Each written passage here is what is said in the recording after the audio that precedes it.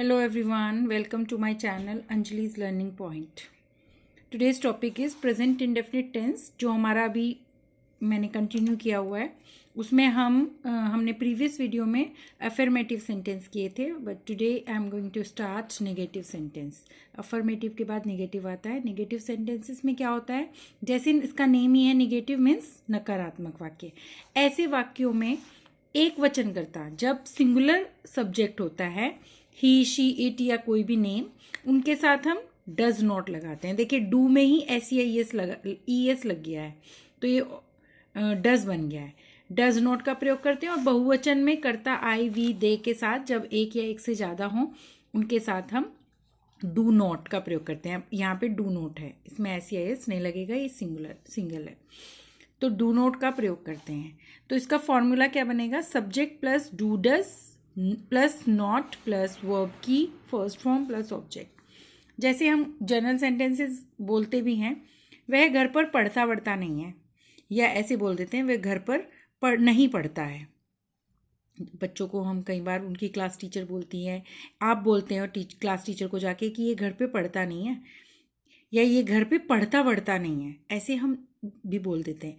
तो उसको हम कैसे लिखेंगे, ही डज नॉट. पहले आया सब्जेक्ट, फिर डज आया क्योंकि ये हमारा सिंगुलर सब्जेक्ट है, फिर not read at home, verb की फर्स्ट फॉर्म. हम झूठ नहीं बोलते, we do not tell a lie, we do not tell a lie. Use of nothing और नेवर. कुछ सेंटेंसेस ऐसे होते हैं जिनमें हम नथिंग और नेवर कहाँ यूज करते हैं. नथिंग यूज होता है कुछ नहीं. जैसे कोई सेंटेंस हम बना रहे हैं कि कुछ नहीं, मैं दिन में कुछ नहीं खाता हूँ, ठीक है. और नेवर कभी नहीं, जहाँ हम कभी नहीं यूज करते हैं, ठीक है. ऐसे सेंटेंसेस में डू डज का प्रयोग नहीं होता है, वाक्य सिर्फ साधारण बनते हैं नथिंग और नेवर का यूज करके. जैसे सेंटेंस है, वह कभी मंदिर नहीं जाता है, तो कभी के लिए नेवर आएगा. वह सब्जेक्ट, फिर नेवर. जाता है, हमें सिंपल सेंटेंस बनाना है, तो गो में SEIS हमने लगा दिया है क्योंकि यहाँ सिंगुलर सब्जेक्ट है. He never goes to temple. मैं दिन में कुछ नहीं खाता हूँ, आई ईट नथिंग इन अ डे. अब यहाँ पे कुछ नहीं के लिए हमने नथिंग लगाया है, और सब्जेक्ट प्लस वर्ब प्लस कुछ नहीं के लिए नथिंग, और दिन में इन द डे. सो ये हमने नेवर और नथिंग का यूज देखा है. उसके बाद आते हैं इंटरोगेटिव, प्रश्नवाचक वाक्य. प्रश्नवाचक वाक्य क्या होते हैं, जिनमें कोई क्वेश्चन होता है, कोई क्वेश्चन पूछा जा रहा है, ठीक है. निगेटिव, जैसे जनरल टॉक हम स्टार्ट करते हैं किसी से, हम पूछते हैं आप, अच्छा मैं तो रोज ना मंदिर जाता हूँ. फिर हम दूसरा क्वेश्चन करेंगे, आप मंदिर नहीं जाते हैं. फिर सामने से क्वेश्चन आएगा, क्या तुम रोज मंदिर जाते हो. तो फिर क्वेश्चन जो आया वो थर्ड नंबर पे आया. पहले सिंपल सेंटेंस, फिर निगेटिव, फिर क्रॉस क्वेश्चन जब हुआ तो वो क्वेश्चन हुआ. तो क्या हमें देखना है, क्या. तो यदि वाक्य में क्या शब्द सबसे पहले आता है, तो क्या की अंग्रेजी नहीं लगाते हम, ठीक है.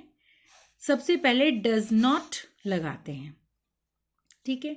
तो हमने लगाया यहाँ पे, क्या आपकी समझ में अंग्रेजी आ जाती है, क्या आपकी समझ में अंग्रेजी आ जाती है. तो मैंने यहाँ पे आपको फॉर्मूला दिया हुआ है, डू या डज, सब्जेक्ट प्लस वर्ब की फर्स्ट फॉर्म प्लस ऑब्जेक्ट. अब क्या आपकी समझ में, तो आपके लिए हम यू यूज करेंगे. सो हम लिखेंगे डू यू, ठीक है. डू और डज लिया, पहले डू ले लिया हमने, फिर सब्जेक्ट. अब हमें वर्ब लेनी है, समझ में आ जाती है, अंडरस्टैंड, UNDERST, अंडरस्टैंड इंग्लिश, ठीक है.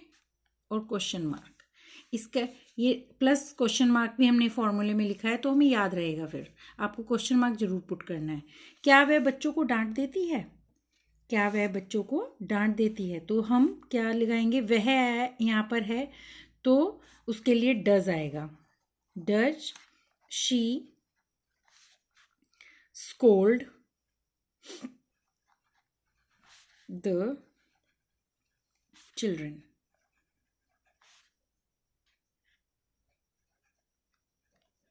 Does she scold the children and question mark, ठीक है, अब आते हैं जहाँ क्वेश्चन वर्ड यानी प्रश्नवाचक शब्द पहले आता है। ठीक है, या प्रश्नवाचक शब्द जैसे क्यों, कहाँ, कैसे, इस तरीके के जो शब्द होते हैं, जब वो आते हैं तो उनमें हमें पहले इंटरोगेटिव वर्ड को लेना होता है। पहले हमें क्या लेना होता है? इंटरोगेटिव वर्ड को लेना होता है, और उसके बाद हम डू डज और subject plus verb plus object, ये इसका फॉर्मूला है।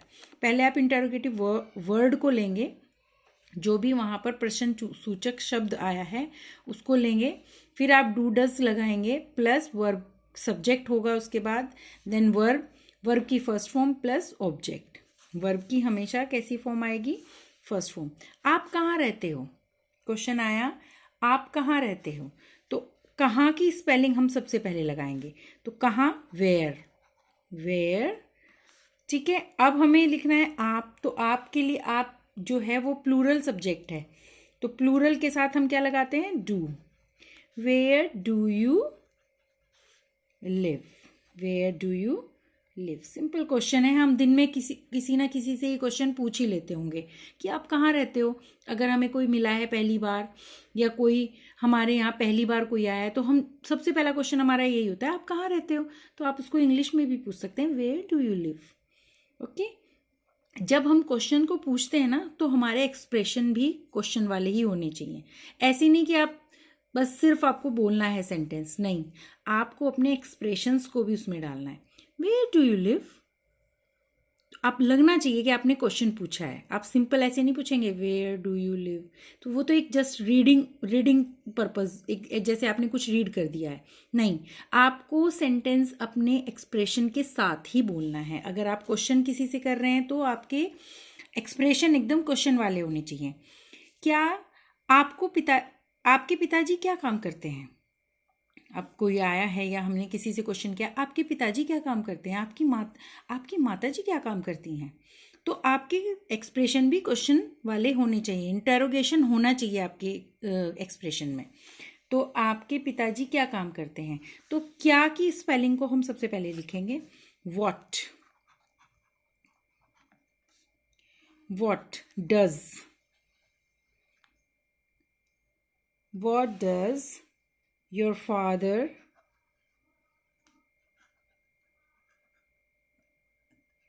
what does your father do। ठीक है, यहाँ पे जो हमने लिया है what does your father do। ठीक है, तो इस तरीके से ये हो गया। नेक्स्ट आता है आपका इंटेरोगेटिव नेगेटिव। अब इंटेरोगेटिव भी है, प्रश्न भी है, और उसमें हमने नकारात्मक भी लिया है।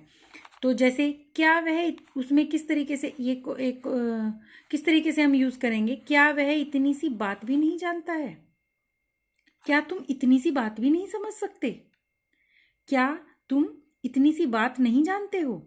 ठीक है, तुम एक काम क्यों नहीं कर लेते हो। हम जैसे किसी को, हमें घर में भी हम बात कर रहे हैं तो हम ऐसे बोलते हैं, अरे सुनो तुम एक काम क्यों नहीं कर लेते हो। तो ये सब सेंटेंसेस हम डेली हम बोलते होंगे। आप इस वीडियो को देखने के बाद आप देखेंगे कि अरे ये तो सेंटेंस मैंने आज ही अभी बोला था थोड़ी देर पहले। तो उन सेंटेंसेस को हमें क्या करना है, ये सब टेंसेस ही तो हैं, बस थोड़ा सा रिकॉल करने की हमें ज़रूरत है, बाकी कुछ भी नहीं। आप थोड़ा सा अपने फॉर्मूलाज को रिकॉल करेंगे तो आप जो सेंटेंसेस आप डेली बोल रहे हैं या अपनी जनरल लैंग्वेज में हम यूज़ कर रहे हैं, आपको बस यही ध्यान देना है कि ये कौन सा टेंस है, प्रेजेंट इंडेफिनिट टेंस है, और हमें उसमें क्या चीज़ को ऐड करना है। फॉर्मूला मैंने आपको बहुत इजी वे में बता ही दिया है, आपको उसी तरीके से यूज़ करते जाना है। तो अभी क्या करना है हमें, डू डज नॉट, डू या डज प्लस नॉट, या फिर उसकी कॉन्ट्रैक्टेड फॉर्म भी आप लगा सकते हैं, डोंट और डजेंट। ठीक है, ये डोंट और डजेंट भी आप यूज़ कर सकते हो। तो अगर हम डज नॉट लगा के बनाएंगे सेंटेंस को, तो हम बनाएंगे does he not know even so little thing, does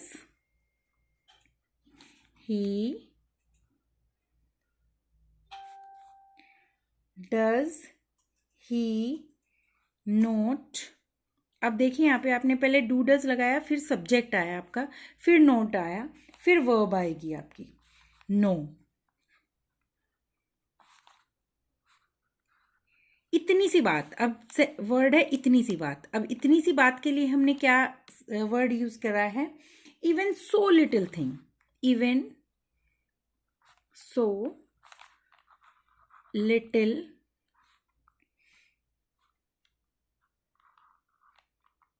thing plus question mark. Question mark आपको जरूर लगाना है, या फिर आप इसको ऐसे भी लिख सकते हैं,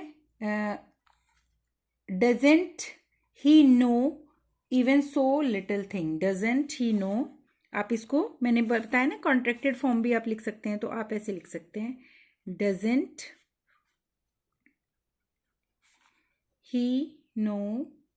अब आपने डजेंट में, ये कॉन्ट्रैक्टेड फॉर्म में ना नॉट यहीं पे लग गया है, तो अब आपको सीधा सब्जेक्ट को यहां पे लाना है। He no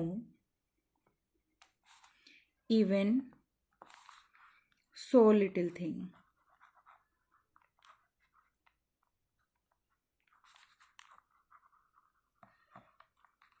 question mark. ठीक है, तुम एक काम क्यों नहीं करते हो? तुम एक काम क्यों नहीं कर लेते हो? Why do you not do one thing? So why, क्यों, पहले हमने क्यों की स्पेलिंग को लिखा वाई। अब तुम आया है तो यू आएगा, तो यू के साथ हम क्या यूज करते हैं? डू। Y do you. अब पहले हमने ये क्वेश्चन वर्ड लिया, फिर उसके बाद डू डज लिया, फिर हमने सब्जेक्ट लिया, सब्जेक्ट के बाद हमें लेना है not do one thing, one thing. ठीक है, और उसके बाद हम इसको ऐसे भी लिख सकते हैं, दूसरा फॉर्म जो मैंने अभी बताया आपको कॉन्ट्रैक्टेड फॉर्म में, why don't you, why don't you do one thing, question mark. So आपको देखना है कि ये सेंटेंसेस जो हम डेली बोलते हैं, बहुत ऐसे सेंटेंसेस हैं, बहुत सारे ऐसे सेंटेंसेस हैं जो हम डेली बोलते हैं, तो उनको थोड़ा सा अगर आप इस वीडियो को देखेंगे ना, आपको फॉर्मूला रिकॉल हो जाएंगे, और उन फॉर्मूला को आप यूज़ करके आप अपने वर्ड्स को, अपने सेंटेंसेस को इम्प्रूव कर सकते हैं। So if you like this video, please like, share and subscribe, और and press the bell icon. And if you are new, अगर आप न्यू हैं, अभी अभी मेरे साथ जुड़े हैं, तो प्लीज़ चैनल को सब्सक्राइब करना ना भूलें। Thank you, have a good day.